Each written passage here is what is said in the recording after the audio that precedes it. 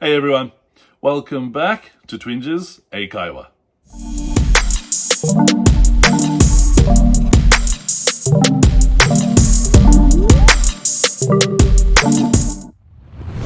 皆さん、こんにちは。Twinges 英会話です。Welcome back。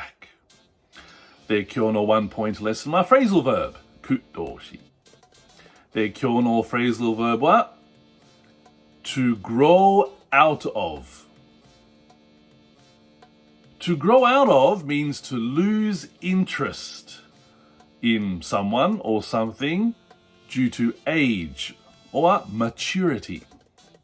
年齢で何かまたは誰かに興味を失ったとき。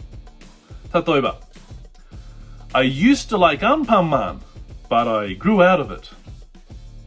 アンパンマンは好きだった。しかし私は興味を失いました。で、もう一つ。When I was younger, I collected Pokemon cards, but I grew out of it.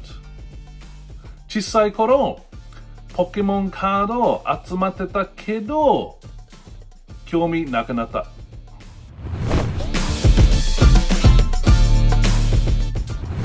で、最後もう一つ。My sister liked unicorns, but she grew out of it. 私の妹はユニコーンは好きだったけど、興味を失った。はい、皆さん、じゃあもう一回。To grow out of.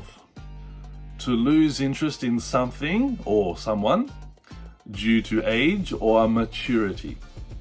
年齢で何かまたは誰かに興味を失ったとき。はい、皆さん勉強しましたか？はい、よかった。